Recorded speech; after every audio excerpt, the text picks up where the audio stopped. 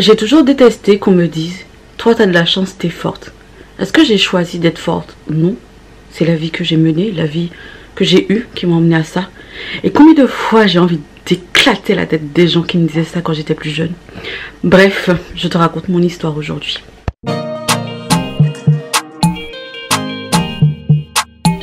Bonjour, je m'appelle Floriane, je suis martiniquaise. Je suis celle qui se cache derrière le podcast Voyage et Turbulence. Et je suis aussi connue sur Instagram, Curly Salty Travel. Voilà, c'est pour la présentation. Alors, je vais te raconter mon histoire, mon passé. C'est pas quelque chose de facile, mais je pense qu'il était temps de le faire. Et j'ai pas envie de faire une vidéo conventionnelle, donc du coup, je fais ma journée soin parce qu'on est mercredi. Et je te parle de moi pendant ce petit moment que l'on va passer, toi et moi, ensemble. En espérant que ça t'inspire plutôt que ça te décourage. Parce que, je précise, je n'ai pas eu une enfance facile. Mais je suis là toujours au combat. Donc, tout est possible.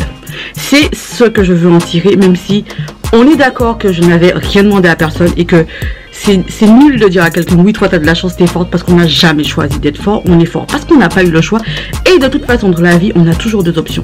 Se battre ou se laisser abattre. Et moi, j'ai choisi de me battre. Je me suis déjà lavé les cheveux. J'ai fait un soin du visage, peeling et un nettoyage. Et du coup, maintenant, je vais mettre un masque pendant 10 minutes. Je l'ai acheté à Lidl, mais je ne sais pas combien ça coûte. Je crois que ça coûte moins de 2 €. Voilà, ça commence comme ça, notre petite histoire. Et voilà le résultat. Je dois attendre pendant 10 minutes avec ça sur la face. On est d'accord que je ferai pas la vidéo avec cet accoutrement. Du coup, on passe à la suite quand les 10 minutes sont passées.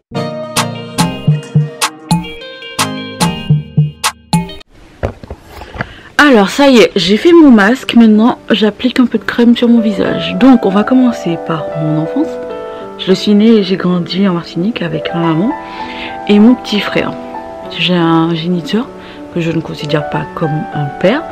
Mon modèle, ça a toujours été mon grand-père. J'ai toujours voulu lui ressembler.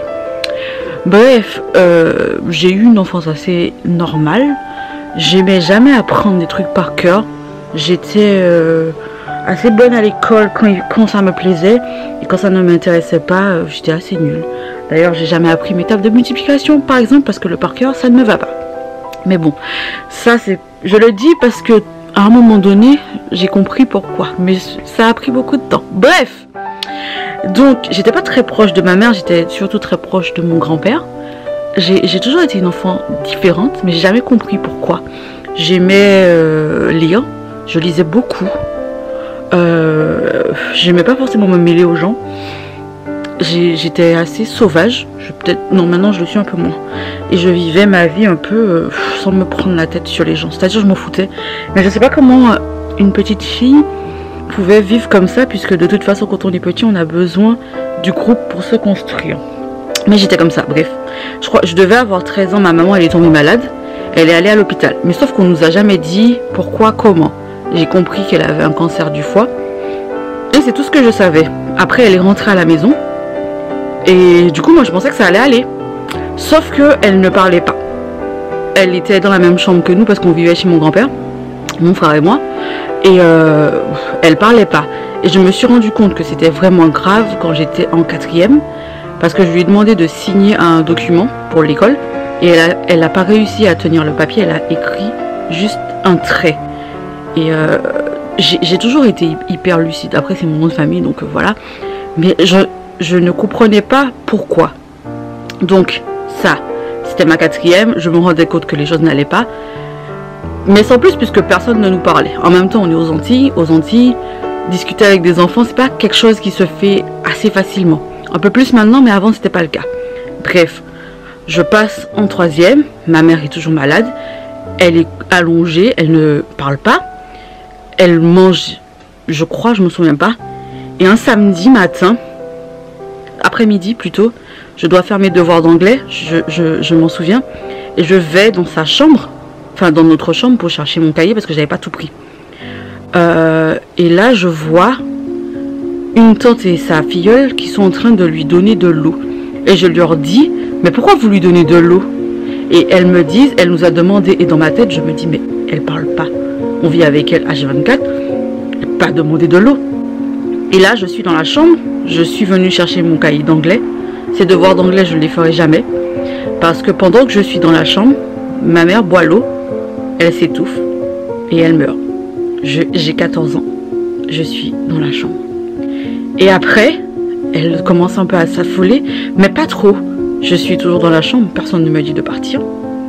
Et elle commence à chercher une solution pour faire sortir le corps. Elles disent, il faut sortir le corps pour que mon grand-père ne voit pas que ma mère est décédée. Parce que mon grand-père avait une seule fille qui était ma mère et il avait 4 autres garçons. Mon grand-père était malade et sa chambre était pas très loin de celle de ma mère. Donc, elles prennent, je me souviens plus si c'est un sac poubelle ou un drap, et elles font sortir le corps de ma maman par le couloir de la maison pour pas qu'il passe pour pas qu'elle passe dans toute la maison. Et moi, j'ai 14 ans, je suis là, je vois ça, et personne ne semble s'inquiéter. Personne ne semble faire quoi que ce soit, c'est-à-dire que ma mère est morte devant moi, et personne ne me le dit. Je comprends pas tout de suite, mais je sais que à 14 ans, je ne dois pas vivre ça, et je ne devrais pas être là. Ça, c'était la partie 1 de ma vie.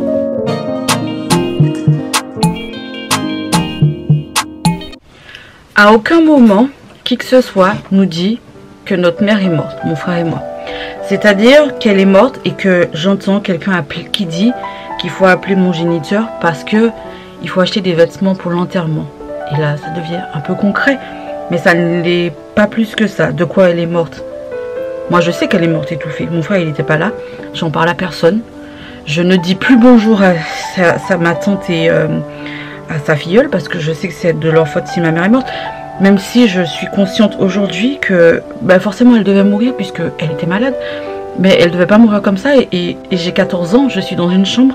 Je vois ma mère mourir étouffée, sortir de la maison dans un drap. Ou je crois que c'était un sac poubelle, je ne me souviens plus exactement. De ça, il me reste pas grand chose parce que j'ai perdu énormément de souvenirs. Je pense que c'était un choc. De toute façon, personne ne le sait puisque j'ose pas en parler. Je me sens coupable parce que je me dis que je n'ai rien dit. J'ai vu qu'elles étaient en train de lui donner de l'eau alors qu'elle ne pouvait pas dire je veux de l'eau, elle parlait pas.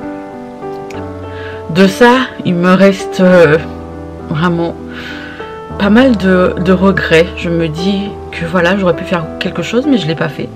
Je me dis que je pourrais en parler mais en même temps je peux pas en parler parce que je le savais et je l'ai pas dit. Je grandis avec ça en moi. Je grandis avec cette souffrance, je grandis avec cette blessure. Et comme je disais, j'ai grandi avec ma mère et mon grand-père.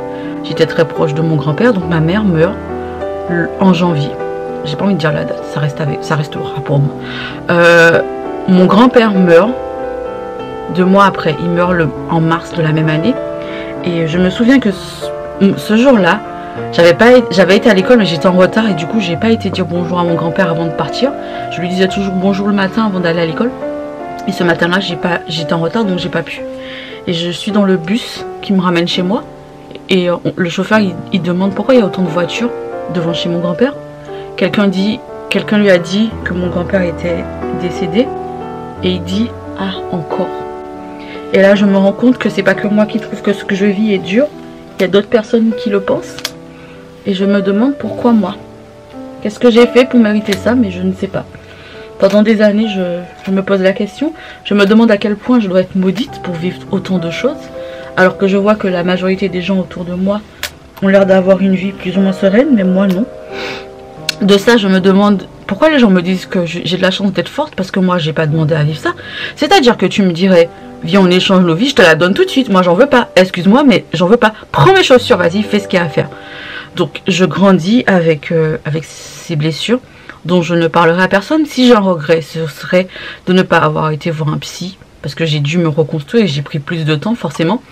J'ai pris énormément de temps à faire le deuil de ma mère parce que j'étais pas très proche d'elle, donc c'était compliqué. J'ai appris en regardant Dr House, oui, c'est bien ce que je dis, en regardant Dr House que ma mère est morte du cancer parce que en fait j'ai compris que quand elle avait les yeux jaunes fluo et que ça voulait dire que tous ses organes étaient en train de lâcher. J'ai compris ça en regardant la télé parce que personne ne me l'a dit. Et encore aujourd'hui, personne de ma famille n'ose en parler, comme si c'était un tabou. Ma mère est morte, mais on dirait que je porte ce fardeau sur la tête. Quand ma mère est décédée, j'ai été habitée chez mon oncle. Et j'étais peut-être paumée, j'en sais rien. Je sais que je voulais mourir. Je voulais pas vivre. J'espérais tous les jours que j'allais mourir. Mais je mourrais pas. Et j'avais pas le courage de me tuer parce que je me disais que je pouvais pas infliger ça à mon frère. Parce que si je mourais, ça lui ferait encore une troisième personne qui meurt. Et dans ce cas-là, il aurait fallu que je le tue. Oui, j'étais lucide. Et que je me sentais pas capable de faire ça. Donc, ben, je suis là. Comment? Je ne sais pas. Pourquoi? Je ne sais pas. Mais je suis là. De tout ça, j'ai vécu avec un grand vide. Parce que quand ta mère meurt, on a beau te dire que ça va aller, ben en fait ça va pas, c'est juste que tu vis avec un vide en toi. Maintenant ça va, mais ça a pris beaucoup de temps avant de dire ça va, c'était dur. Je supportais pas les gens qui fêtaient la fête des mères, enfin c'était toutes les fêtes étaient difficiles. Maintenant, franchement, j'ai de la chance de dire ça va. J'ai pris peut-être trop de temps parce que j'aurais dû aller consulter, mais je ne le savais pas. Je ne me rendais pas compte à quel point tout ce que j'avais vécu était difficile, était différent, jusqu'à ce que les gens n'arrêtent de me dire t'as de la chance, t'es forte. Mais je ne suis pas forte, c'est-à-dire que j'avais pas le choix. J'ai très peu de souvenirs de mon adolescence parce que j'imagine que ma blessure était profonde et que le traumatisme c'est pas juste un mot. Je tenais à le dire parce qu'en fait il y a beaucoup de personnes qui idéalisent la vie des gens, qui pensent que c'est facile, mais en fait ça l'est pas. Et on ne choisit pas d'être fort, on n'a pas le choix en fait. C'est-à-dire qu'on peut pas avoir comme excuse j'ai vécu une vie difficile pour ne pas faire les choses. En tout cas c'est ma conception des choses. Je sais que j'ai vécu des choses très difficiles et donc je disais que je lisais beaucoup et que j'étais différente. Je me suis toujours sentie différente mais je savais pas pourquoi. Et j'ai découvert l'année dernière que j'étais une personne à haut potentiel qui n'a jamais été décelée. Et maintenant je comprends pourquoi je comprenais toutes ces choses qu'un enfant de mon âge n'était pas censé comprendre ni savoir. Je ne sais pas comment je savais certaines choses, mais aujourd'hui je comprends avec l'explication d'une personne à haut potentiel pourquoi j'étais comme ça, pourquoi je suis comme ça, pourquoi je passe d'une chose à l'autre sans me prendre trop la tête. Je sais pas, enfin je ne savais pas jusqu'à ce que je le découvre et franchement ça m'a permis de me rendre compte que oui, vous pouvez être différent, vous pouvez vivre dans sa différence et j'ai aucune fierté à dire que voilà, je me suis battue et tout. J'ai voulu mourir, mourir plein de fois, mais je ne suis pas morte. Et je me suis dit que si j'étais encore en vie, c'est parce qu'il fallait que je fasse des choses. Aujourd'hui, je suis fière d'être moi et du parcours que j'ai, parce que en même temps, je peux pas en avoir honte, vu que c'est ma vie, et que malheureusement, je peux pas la changer. Si je pouvais changer, je la donnerais sans hésiter à qui veut. Même si je devais ne plus voyager, je voyagerais plus. Si je devais avoir ma mère et mon grand-père, alors là c'est sûr, ma vie, tenez-la, j'en veux pas. Mais ça fait partie de moi, ça fait partie de celle que je suis, celle qui se construit et qui s'est construite avec ses difficultés, avec ses malheurs. C'est-à-dire que quand je suis partie habiter chez mon oncle, c'est quelque chose que je ne dis pas.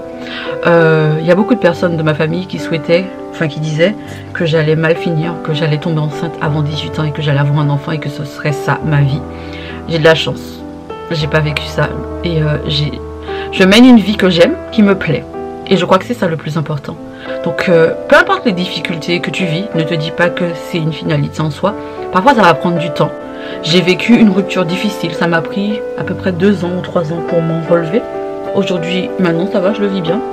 Je me disais quand même que j'avais pas de chance parce que mine de rien, vu tout ce que j'avais déjà vécu, il fallait en plus ajouter un chagrin d'amour, mais aujourd'hui ça fait partie de moi. Donc peu importe ce que tu vis, ne te laisse pas abattre. Dis-toi que la vie vaut la peine d'être vécue. Cherche le positif, tire le positif, entoure-toi de personnes positives et puis vas-y quoi. Je n'ai pas fait cette vidéo pour attirer la pitié de qui que ce soit, clairement. Je voulais juste dire les choses parce que parfois il faut dire les choses pour s'en libérer. Je l'ai dit à mon frère, donc maintenant je pense que je peux le dire aux gens qui veulent l'écouter, le partager.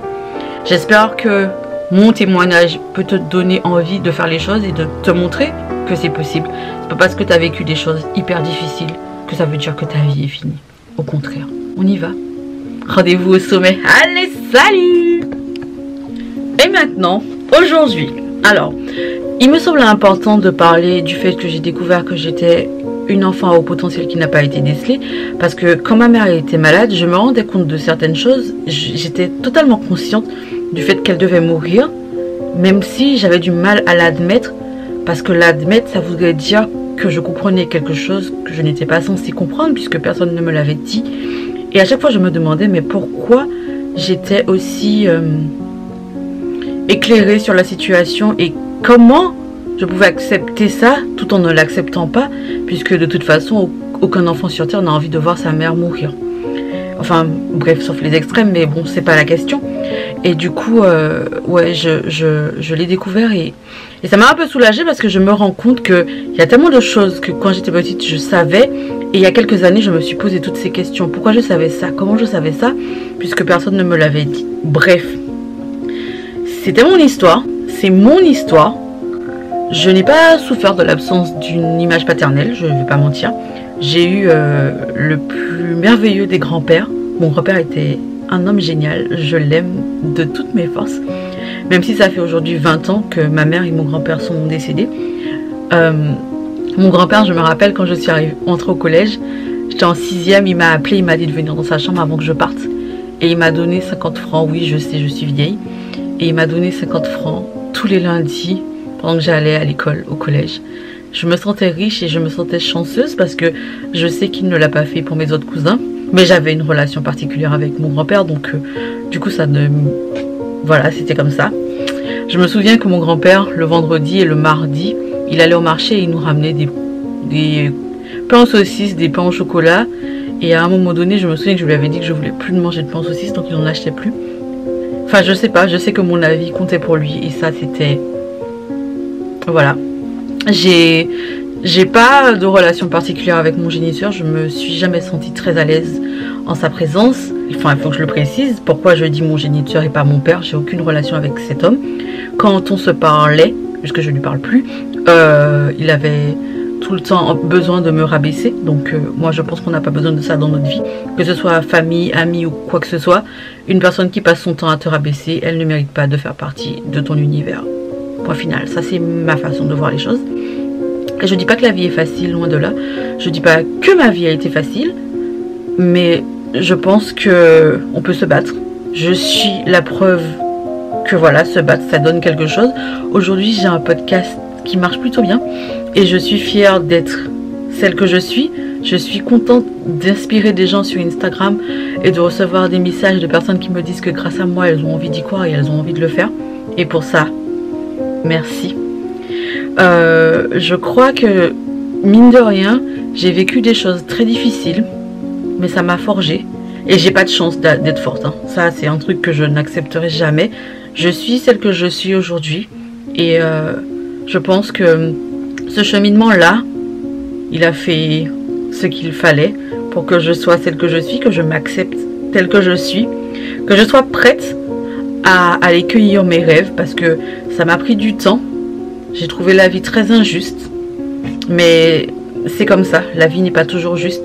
Ça ne veut pas dire que les choses ne se passeront pas bien. J'ai beaucoup d'espoir, j'aime la vie, j'ai envie de voyager beaucoup encore. J'ai visité 27 pays, j'ai mis les pieds dans 27 pays, c'est pas pareil. J'ai fait une 50aine de voyages, j'ai hâte de voir ce que l'avenir me réserve. Voilà, je t'ai raconté un bout de moi, c'était très intime. J'espère que tu le recevras positivement. J'espère que ça t'apportera, parce que c'est aussi cet objectif-là que j'ai. Je pense que j'ai ça en moi, ce truc qui fait que, voilà, j'ai des choses à transmettre. J'aime la transmission, donc voilà, c'est ce que je fais. Alors si ce message te parle, si tu aimes les voyages, si tu aimes rire, si tu aimes manger, j'espère que tu aimes manger, je t'invite à t'abonner à cette chaîne et à liker, commenter, partager. Dans la prochaine vidéo que je ferai, je te raconterai où on va avec cette chaîne YouTube. J'espère qu'on ira loin, tout comme le podcast. Et si tu m'as pas encore écouté sur le podcast, je t'invite à le découvrir. C'est gratuit, ça s'appelle Voyage et Turbulence. Et il paraît que c'est génial, c'est pas moi qui le dis, ce sont les gens qui écoutent. En tout cas, merci de m'avoir regardé, écouté jusque là. Tu peux me retrouver sur Instagram, Curly Salty Travel. Et pour ça, je te dis merci et à bientôt.